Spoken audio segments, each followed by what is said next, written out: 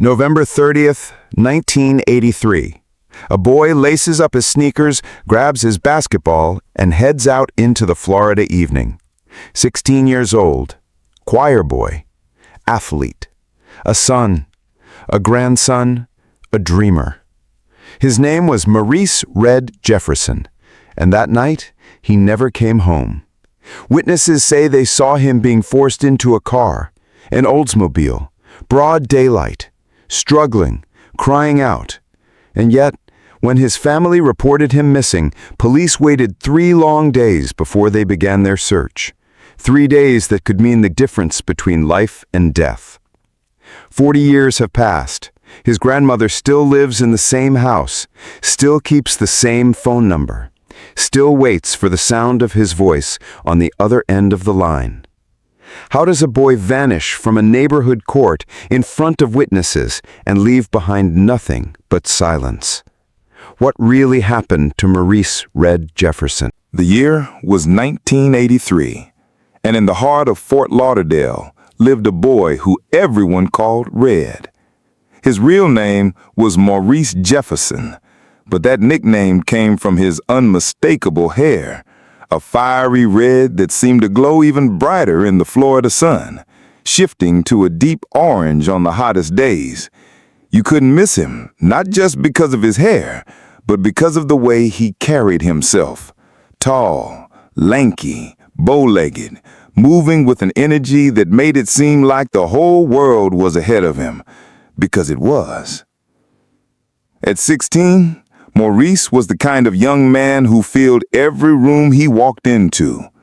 In his grandmother's house, the walls carried his voice, echoing from the times he sang in the Piney Grove First Baptist Church choir.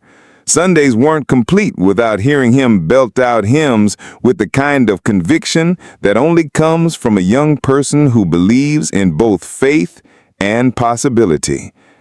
During the week, he was just as active. In his high school hallways, friends knew him as the boy who was always running late to class because he couldn't pass a basketball court without shooting a few hoops. On the court, he was junior varsity, but he played with the determination of someone who wanted to be varsity tomorrow. Off the court, he was on the track team, legs pounding the dirt with grit and ambition, and in uniform, he was a junior ROTC cadet, standing tall, learning discipline, preparing for a future that seemed as steady as it was promising. But if you asked Maurice what he really dreamed of, he wouldn't just talk about basketball or ROTC. He wanted to be a doctor. Imagine that. A teenager who wasn't just thinking about himself, but already dreaming of helping others, of healing, of saving lives. His friends remember his laugh, the kind that made you laugh with him, whether or not you knew the joke. His siblings remember his competitiveness, how a simple game of cards or a race down the block turned into a full-blown championship in his mind. And his grandmother? She remembers the small things, the ones that stick. His bow-legged walk, the way his red hair shone when he ran down the street. The quiet moments, when he'd sit at her kitchen table, eating quickly before heading out the door again. That November evening started like so many others. Maurice's grandmother was cooking dinner, expecting him to be back not long after basketball practice. A simple, ordinary night in a household filled with routine, family, and faith. She never imagined that when she set his place at the table, the chair would remain empty, that when she walked past his bedroom later, his bed would still be neatly made, untouched. Isn't that how tragedy strikes?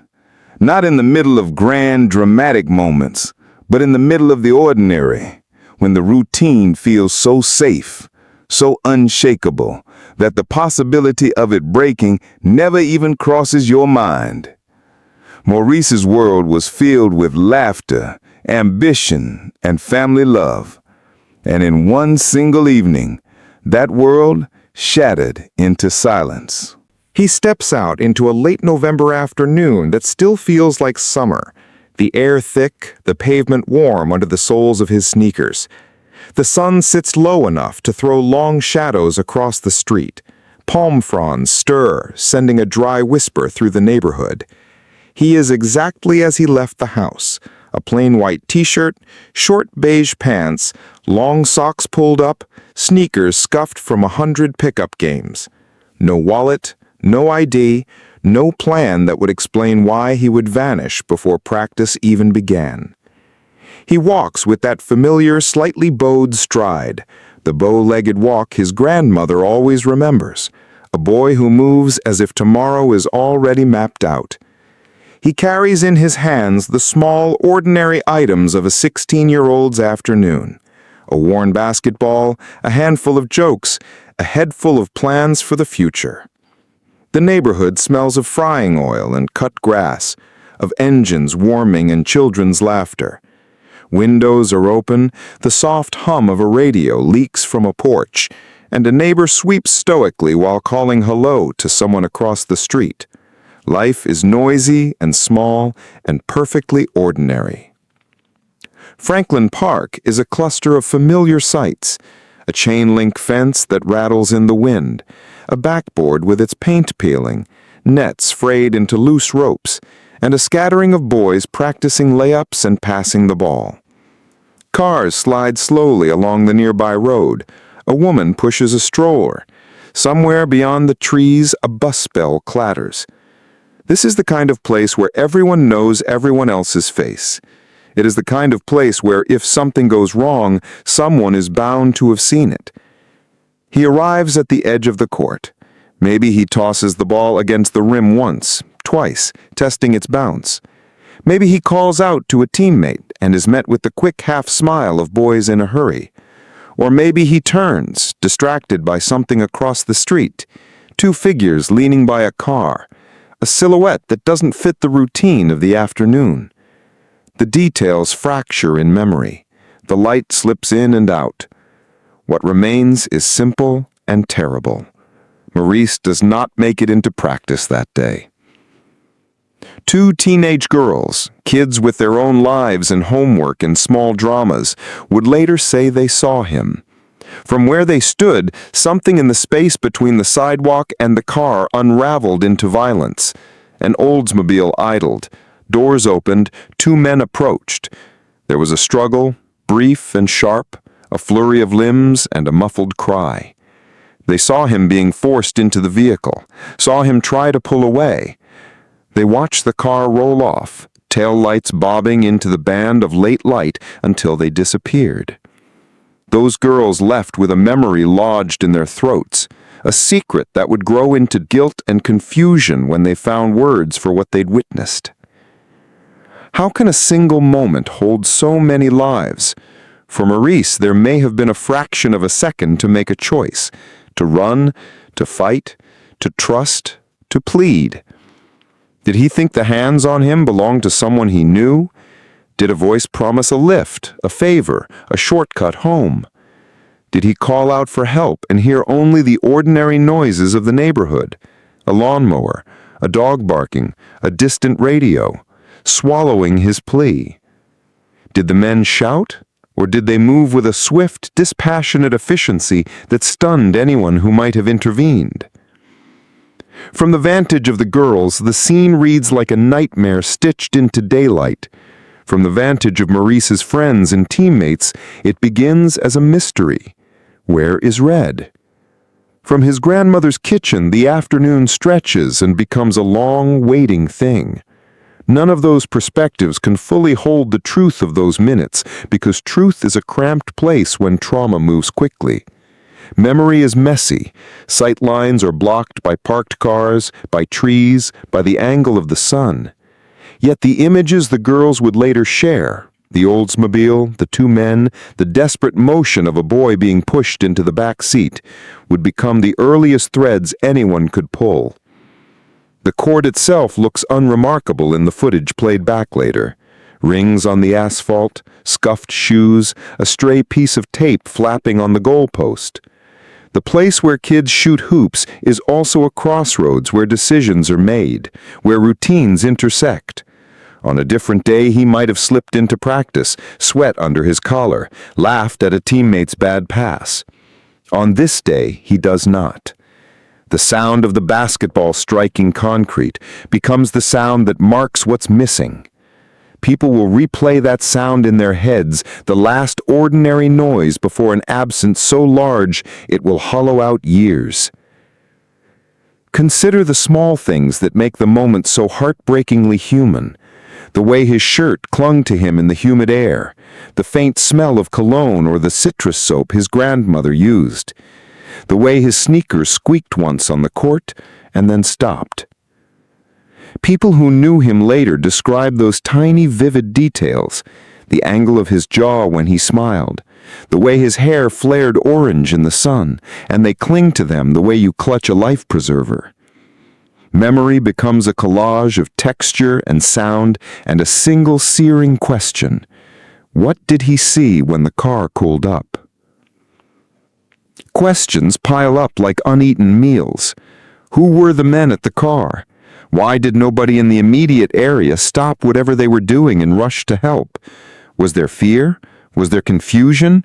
Or was there a terrible assumption that someone else would step in, that someone else would call, that the noise would just be noise until it wasn't? In neighborhoods like this, people often learn to mind their own business for their own safety, to weigh the risk of intervening.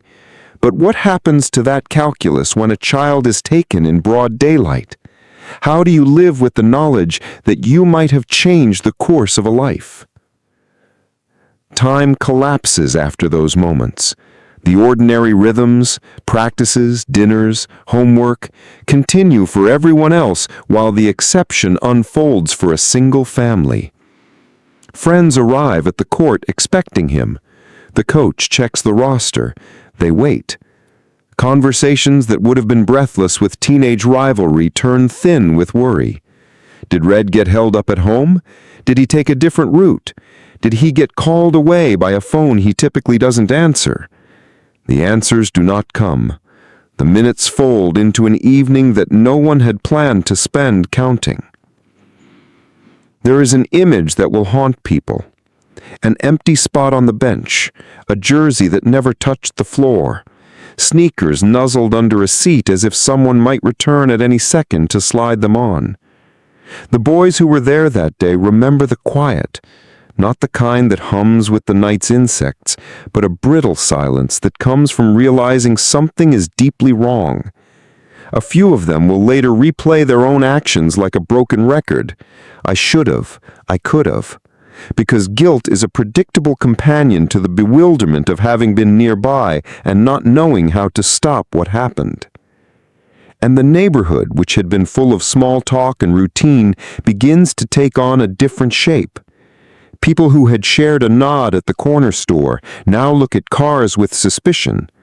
Parents check door locks they had never paid mind to before. The image of a boy climbing into an unfamiliar car or being pushed into it changes the geometry of safety. It makes ordinary routes feel vulnerable, places where children once played freely into zones of risk. How does a community reconcile that shift? How do you teach your own children that the world is safer than it seems when proof of that safety has been taken away? Even as the sun drops and the first streetlights come on, the questions simply multiply. No one knows where he is. No one knows who was in that car. The day that started with a boy walking happily toward a familiar court ends in an absence so sudden it feels like a cut. Friends leave the court to knock on doors. A neighbor calls out a name into the dusk. A coach checks the team list again, hoping for a simple excuse. The quiet is the loudest thing, a space in the evening where his voice should be. This is the last stretch of daylight that holds the answer. What follows, the phone calls, the frantic searching, the pleas for help, begins at the moment the court remains empty and the name goes unanswered. The ordinary evening fractures into alarm, and the small, steady world Maurice lived in tilts toward an urgency none of them had experienced before. As the darkness edges in and the last players leave the rings empty, the first people who will not rest until they know what happened start moving. Neighbors, friends, family. Questions become actions. Doors are opened and shut in a hurry. Footsteps crisscross sidewalks where, hours before, children had voiced nothing but plans for the next game. What comes next is the search, not just the frantic walking of streets and calling of names, but the official turning of eyes and resources toward a disappearance no one expected. The effort begins with a single realization. Maurice is gone, and the neighborhood will no longer be the same. The night began like any other. Dinner simmered on the stove, the familiar rhythm of pots and pans clattering in Maurice's grandmother's small kitchen. She knew his patterns, how he'd breeze through the door after practice, sweaty and laughing, kicking off his shoes in the same spot he always did. But as the clock ticked past the usual hour, the house remained too quiet. His bed was still made. His plate of food sat untouched. At first, she told herself not to worry.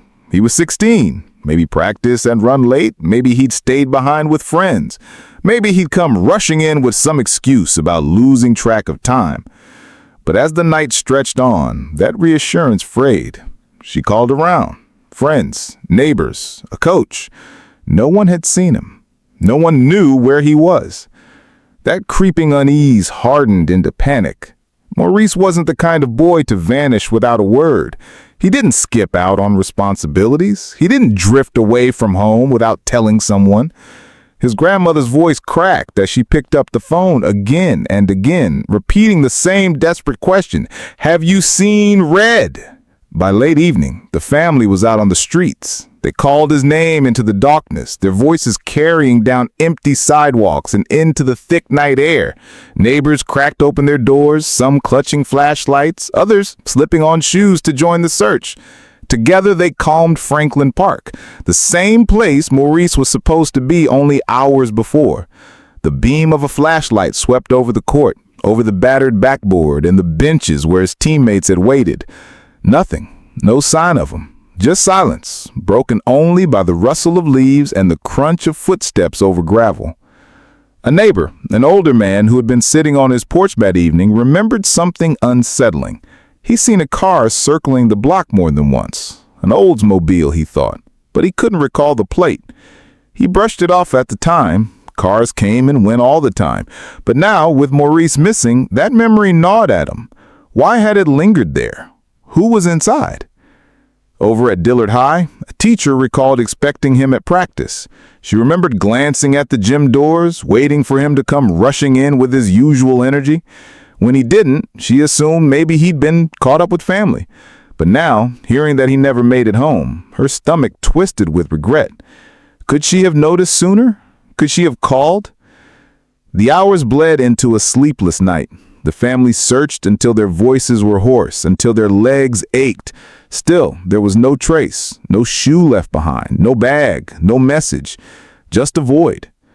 By the next morning, desperation turned to pleading. Maurice's grandmother went to the police, her voice trembling, begging them to help. But the response was cold, bureaucratic.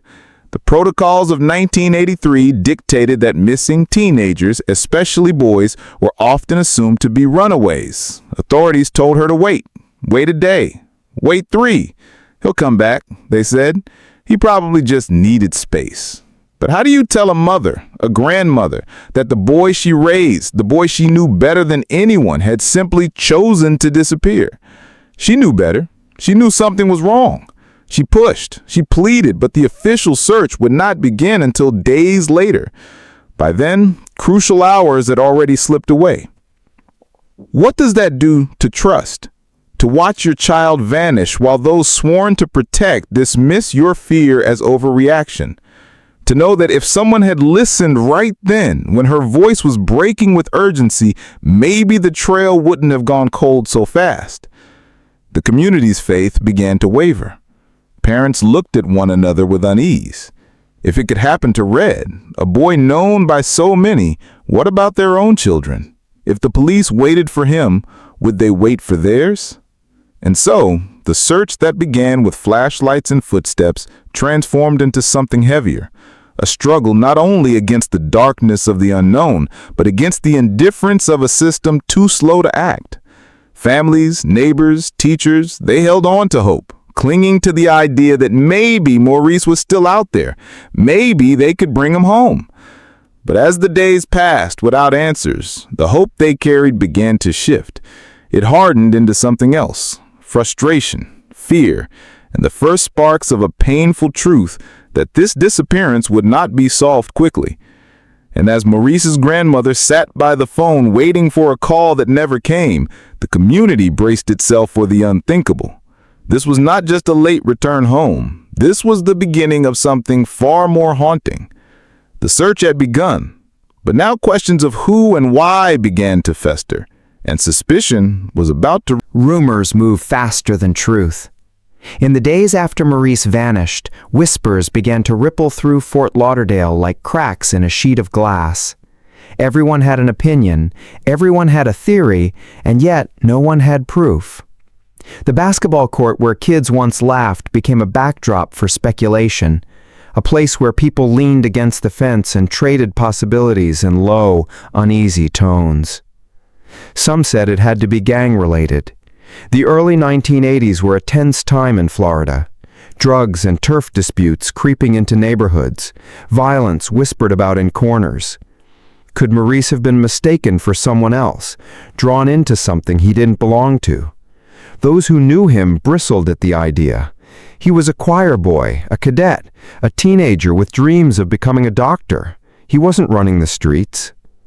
But rumors don't always bend to reality. They feed on fear. Others thought it must have been someone he knew. After all, who else could have gotten close enough to take him in broad daylight? Who else would Maurice have trusted to step near that car? The possibility sent chills through the community. Was the threat not some nameless stranger, but someone among them? A familiar face in the neighborhood, a person who smiled by day and concealed a darker intention at night. And then there was the cruelest suggestion of all, that he had simply left on his own, that he had run away, maybe to Alabama to live with his mother. The police leaned on this explanation, categorizing Maurice as a possible runaway in those critical first days. He'll be back, they told his grandmother. Teenagers wander. Give him time. But the family's voices rose in unison. No, Maurice would never run away. He left with no wallet, no money, no identification. He left with nothing. Imagine the frustration, pleading with authorities to see what you already know in your bones, while they dismiss your panic as overreaction. Imagine watching the clock tick, every hour a door slamming shut on fresh evidence, while officials file your child under the category of runaway. How many potential witnesses slipped away in that time?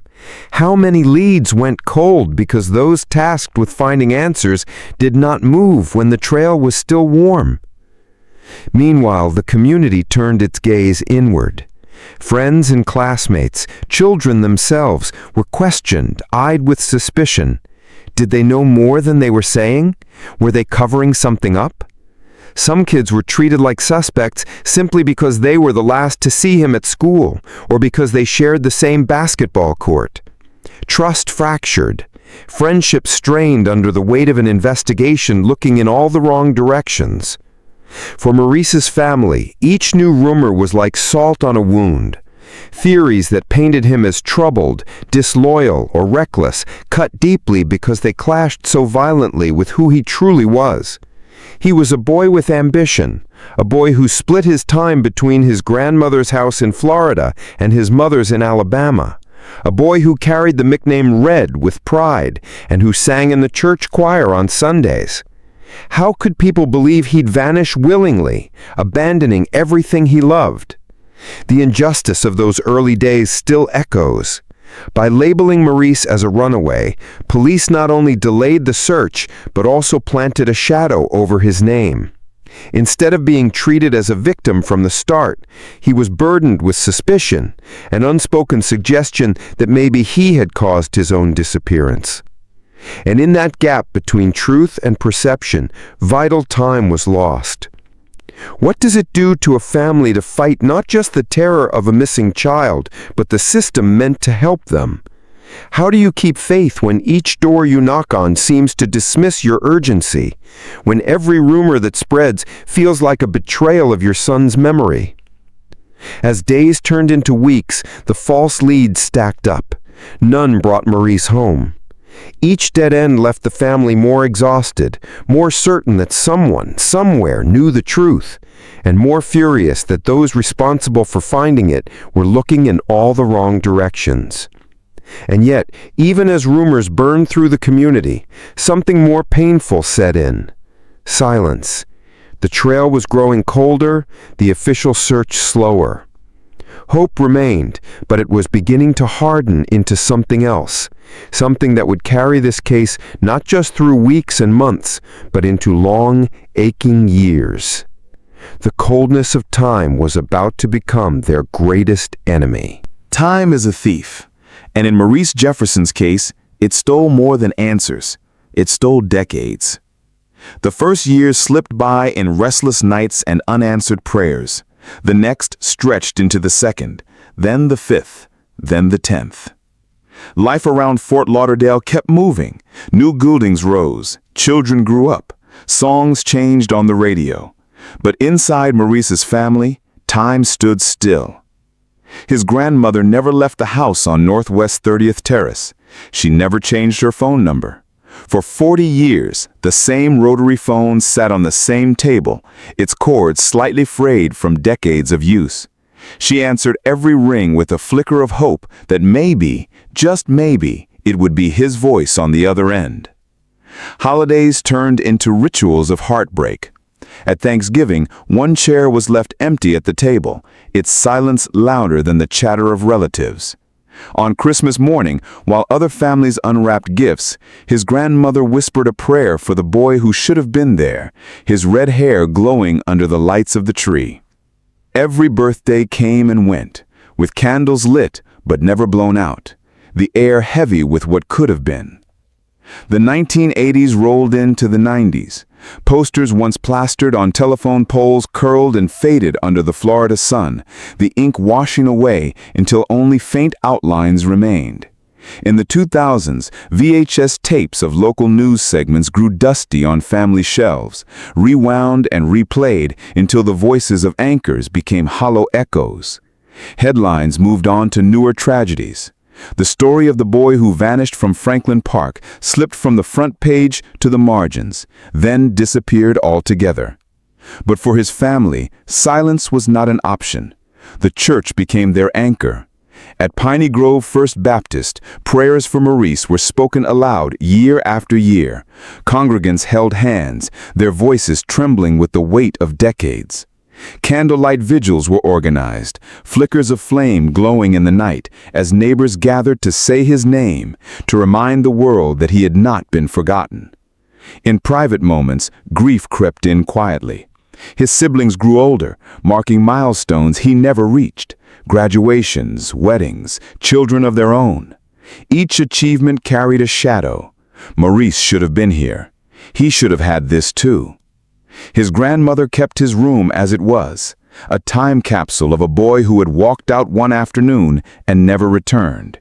His shoes tucked neatly under the bed, his books stacked on the dresser. A world frozen in 1983.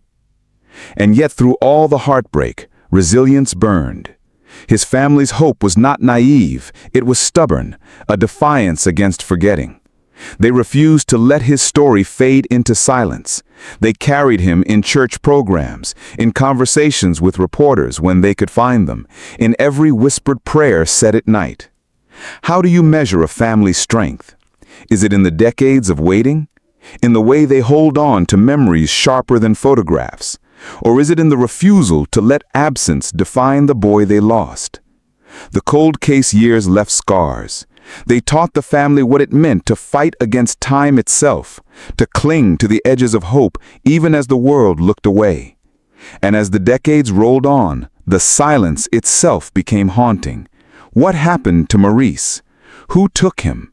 Why was there never a trace? Those unanswered questions, sharper with every passing year, set the stage for something the family had been waiting for. A moment when new eyes, new voices, or even new technology might breathe life into a case long thought to be buried in time. Because in every cold case, there is always the possibility, fragile but alive, that a breakthrough is still to come. Leads are supposed to bring answers, but in Maurice Jefferson's case, every so-called breakthrough seemed to unravel into another dead end. In the years following his disappearance, the community whispered about sightings. Someone claimed to have seen a boy with fiery red-tinted hair walking along a stretch of highway. Another swore they spotted him in Alabama, close to where his mother lived. Each report carried a fragile glimmer of hope, just enough for his family to cling to, just enough for them to imagine that Maurice might still be out there, alive, waiting to be found. But every sighting collapsed under scrutiny. No confirmation, no evidence, just stories that dissolved as quickly as they appeared. Then came 2009. A documentary filmmaker stepped forward, announcing plans to tell Maurice's story to the world.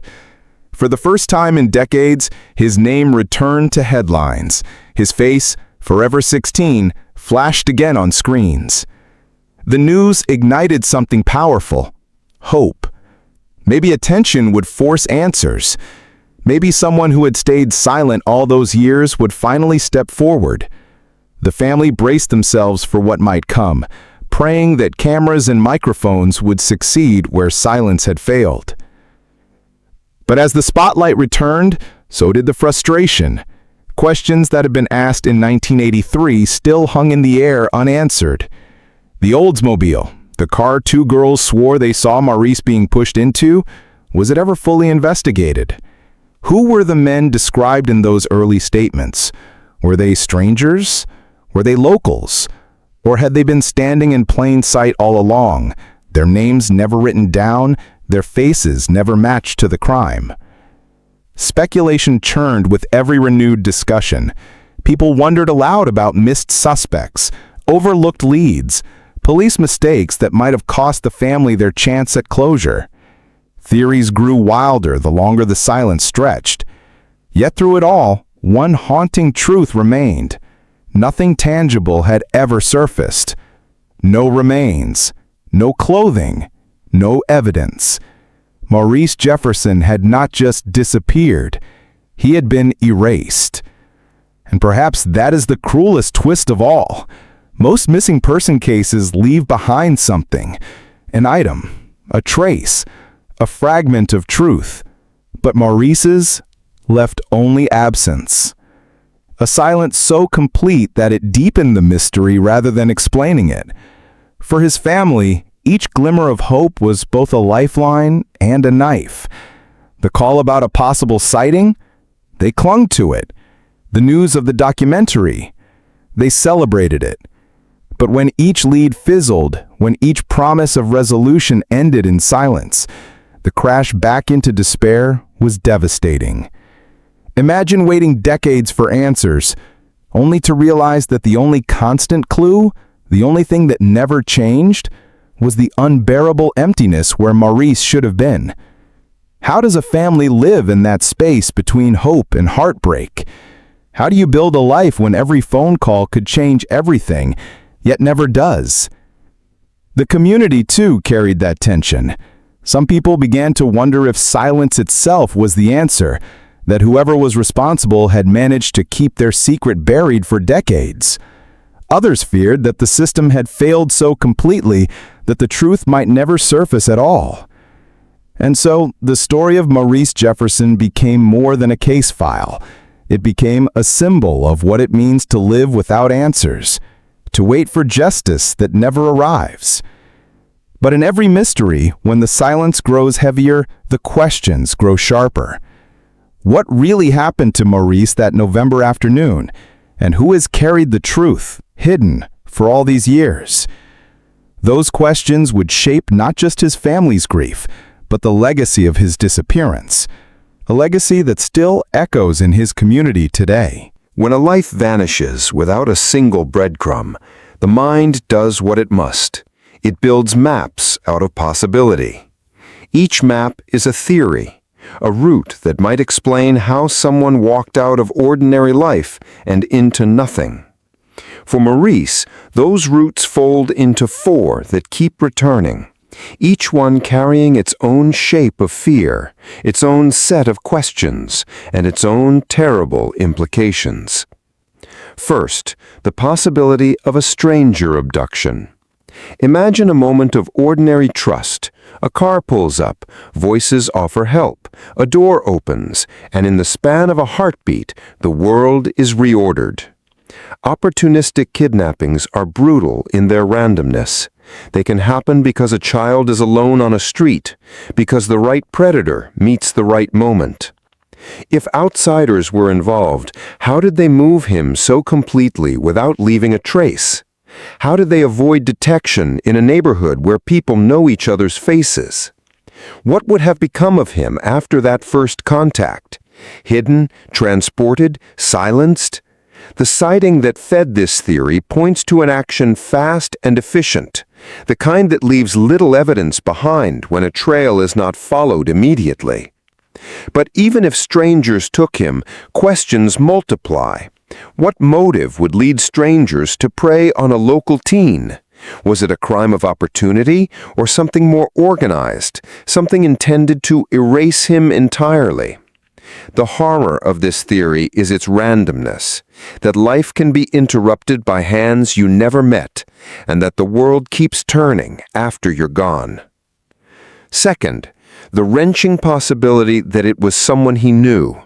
This is a different kind of cruelty because it turns the familiar into a place of betrayal.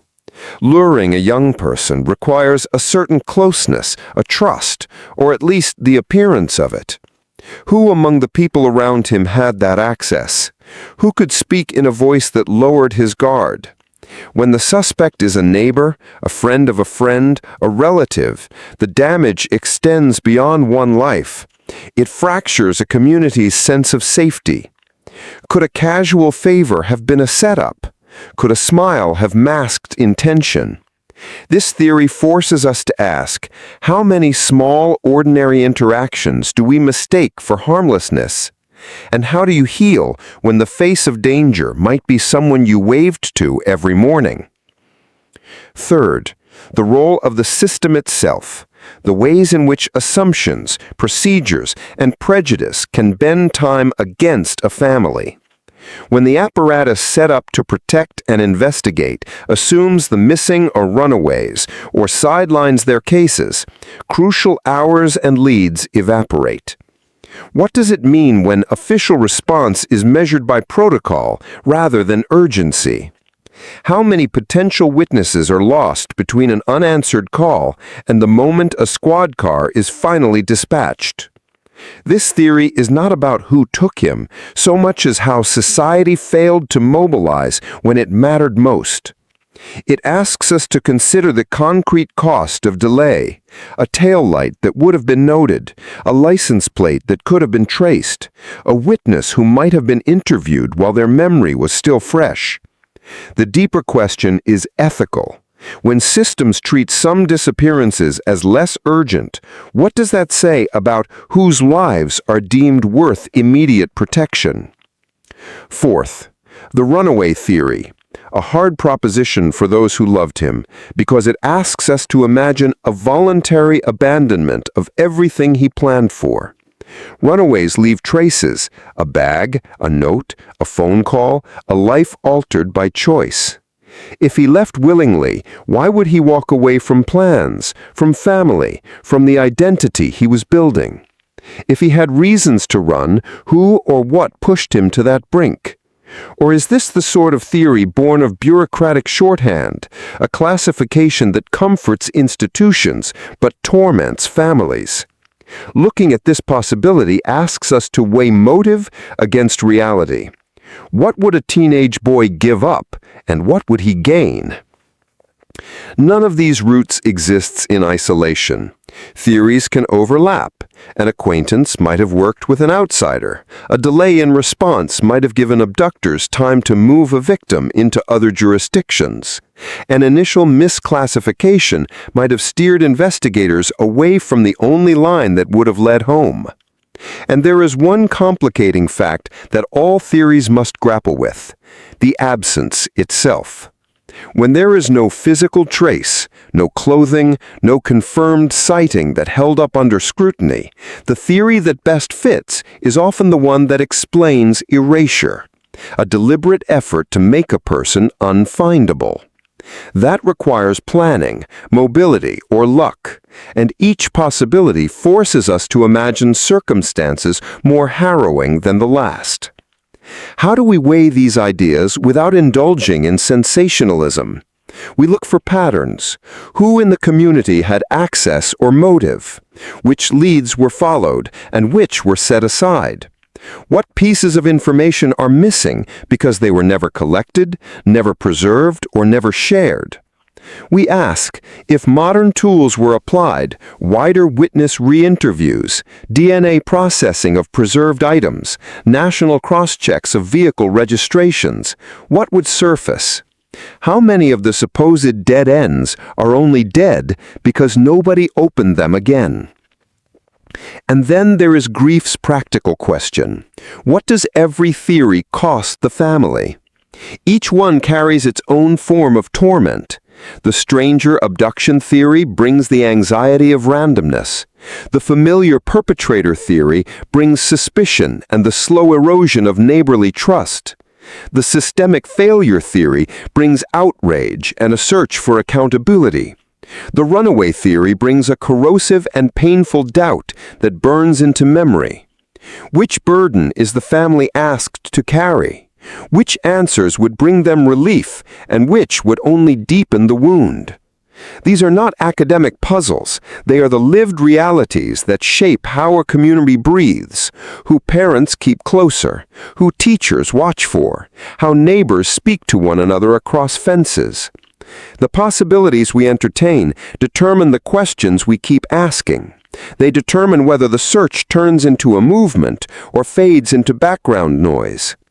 As the debate about what might have happened twists through conjecture and evidence, what becomes clear is this: every theory demands action, a re-examination of files, a patient reopening of witness accounts, a willingness to look at uncomfortable truths, because the truth, whenever it comes, will not only answer the question of who took Maurice, it will also reveal how a town responded, what it chose to remember, and what it chose to let go. Those choices do not exist in abstract. They land in kitchens at midnight, in church pews at dawn, and in the quiet of a family home where people measure life by the shape of absence. Next, we trace how those theories and the questions they raise rippled through the people closest to Maurice, his family, and the community that carried his name. The years without Maurice did not just pass. They accumulated like weight stones, pressing down on every member of his family and radiating outward into the streets where he once ran barefoot in the Florida heat. To understand the impact of his disappearance, you have to step inside that house on the corner, the one his grandmother never left, the one where the phone number has stayed the same for 40 years. She speaks of him with a voice that trembles but never breaks. Faith became her anchor, and prayer her only weapon against despair. Night after night she sat by the phone, her Bible open, her eyes fixed on the door, convinced that one day it might swing wide and her grandson would step through, grinning, apologizing for being gone so long. Yet beneath her prayers lay heartbreak, a pain she could not conceal. The quiet knowledge that every holiday meal had an empty chair, every birthday an empty slice of cake. How many nights did she whisper his name into the silence, hoping God himself would carry it to him? His siblings carried the absence differently. They grew taller, graduated, found work, raised children of their own. but woven into their adulthood was a shadow, the guilt of surviving milestones Maurice never reached. They described the way it shaped them, how every celebration carried a sting, how every family photo looked incomplete, as if one corner of the frame was always blank. Some spoke of anger at the system that delayed, anger at the whispers that painted their brother as a runaway, anger at the silence that grew thicker with every passing year. Others carried something quieter, the gnawing sense that they had lived a life their brother was cheated out of, and that joy itself sometimes felt like betrayal. Friends felt it too. The boys he once played ball with on the cracked concrete of Franklin Park became men, husbands, fathers, grandfathers. And they looked back at the boy who could outrun them all on the track, who laughed the loudest during late-night jokes after practice. And they asked themselves, what would Maurice have become? Would he have worn a white coat as he once dreamed, walking hospital halls as Dr. Jefferson? Would he have stayed close to home, raising children who might now be playing on that same court? Every friend's future became a reminder of his frozen age, 16 forever, while they were forced to grow older without him. In the wider community, the case took on another meaning, one heavier than even the family could carry alone. It became a mirror reflecting a painful truth that when black children went missing, their stories too often disappeared from headlines, their faces too quickly slipped from news bulletins. Neighbors remembered how, after a brief flurry of coverage, silence followed. No national spotlight, no ongoing campaigns, just the local murmur of a family left to grieve in public view while the broader world moved on. And that silence stung. Because the message it seemed to send was that some lives stirred outrage and relentless search, while others were allowed to fade. And yet in that silence, love never faded. Love became resistance. Every vigil held, every candle lit, every whispered story of Maurice was an act of keeping him alive in memory. Generations who never met him grew up knowing his name, hearing his story, seeing his photo taped to walls or slipped into church programs.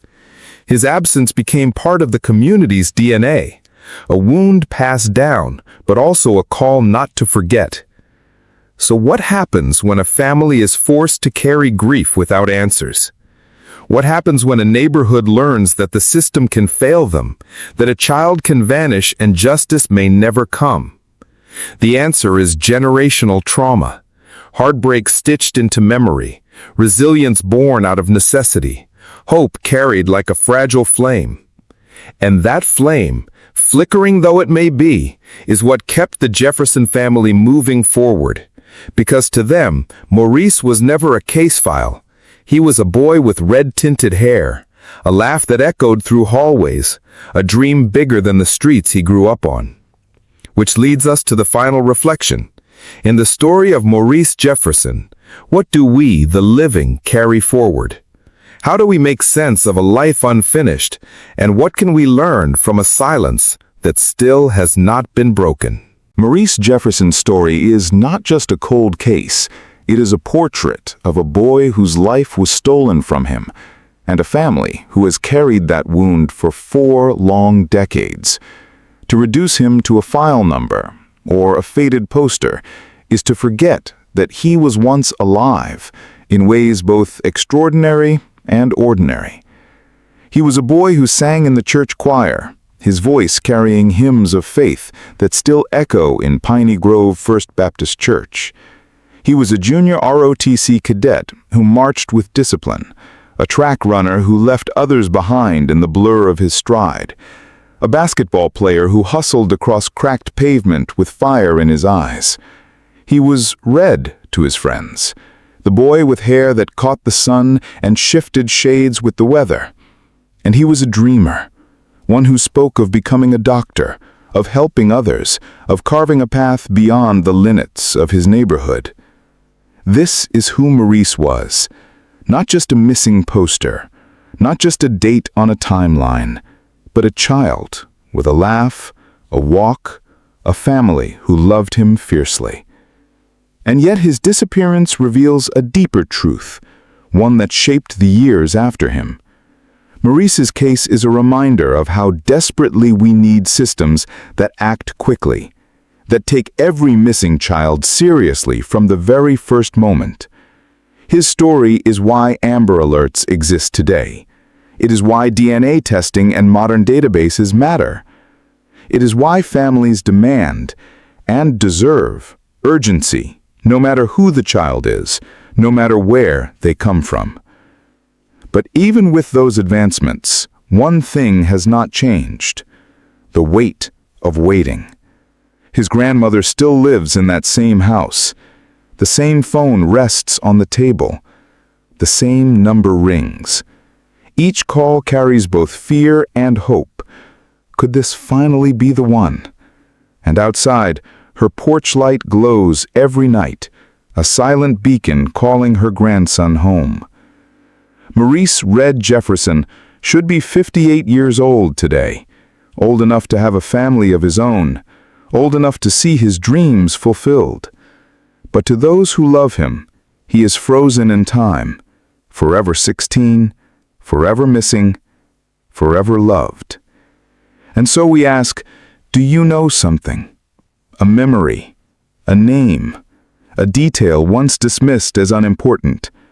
Even the smallest truth could be the spark that breaks 40 years of silence. If you are watching this, let Maurice's story move beyond memory. Share it. Speak his name. Keep his face alive so that the world cannot look away again. Because justice does not expire, and neither does love.